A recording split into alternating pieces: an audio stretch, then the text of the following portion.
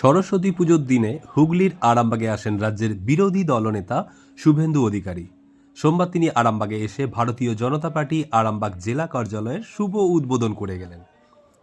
পাশাপাশি জেলা কার্যালয়ে পূজিত হচ্ছে সরস্বতী পুজো, সেই পুজোতেও এদিন তিনি সামিল হন। এরপর তিনি ভারতীয় জনতা পার্টির দলীয় পতাকা উত্তোলন করেন। পাশাপাশি এদিন পুলিশের কড়া নিরাপত্তা ব্যবস্থা ছিল দৌলতপুর শহর সহ বিভিন্ন জায়গায়। জেলা কার্যালয়ে উদ্বোধনে উপস্থিত ছিলেন আরামবাগ সাংগঠনিক জেলা সভাপতি তথা পুরসুরা বিধায়ক বিমান ঘোষ, অরূপকান্তি দিগার, আরামবাগ সাংগঠনিক জেলার যুব মোর্চার সভাপতি উপাসক দে, অসিত কুণ্ডু, হেমন্ত বাগ সাংগঠনিক জেলার থাকা নেতৃত্ব। এছাড়াও দলীয় কার্যালয় উদ্বোধন উপলক্ষে প্রচুর ভারতীয় জনতা পার্টির কর্মী সমর্থকেরা হাজির ছিলেন। শুভেন্দু অধিকারী জানান, পশ্চিমবাংলায় হিন্দু সনাতনীরা এই সরকারের শোষণের রাজনীতি এবং পুলিশের হাত পা বেঁধে রাখার কারণে ভোট ব্যাংকের রাজনীতির জন্য তাদের দেবদেবীর আরাধনা সুষ্ঠুভাবে করতে পারছে না। সরস্বতী পুজো সাধারণত বিদ্যার্থীদের নবপ্রজন্মরা করে থাকে।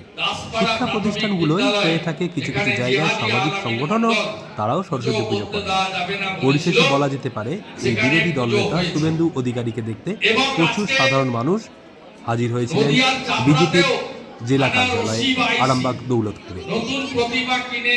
আরামবাগ থেকে গোপাল রায় রিপোর্ট, নিউজ বঙ্গবাংলা। তার মানে হিন্দুদের জাগরণ ঘটছে, হিন্দুরা ঐক্যবদ্ধ হচ্ছে। রামকৃষ্ণ মঠ মিশন, ভারত সেবাশ্রম, ইস্কন, ঠাকুর অনুকূল চন্দ্র, রামনারায়ণ রাম, নিগমানন্দ, আমরা যে লোকনাথ ব্রহ্মচারী নানাভাবে বিভক্ত ছিলাম আমাদের মত পথে, সেগুলো বজায় রেখে সনাতনী ঐক্য গড়ে উঠছে। সনাতনীরা তাদের প্রতিবাদ করছে, অধিকার আদায় করার চেষ্টা করছে এবং প্রশাসনও কোথাও কোথাও চাপে পড়ে যাচ্ছে।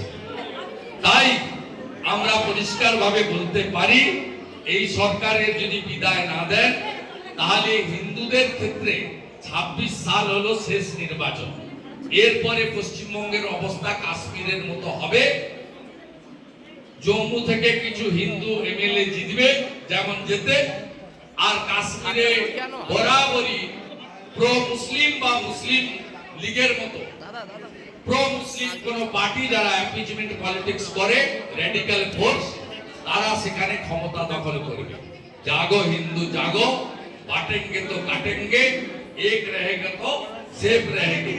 এই মন্ত্র বীজ মন্ত্রের মতো হিন্দুদের বাড়িতে বাড়িতে হৃদয়ে পৌঁছে দেওয়ার কাজ প্রত্যেকটা অরিজিনাল সনাতনীদের করতে হবে।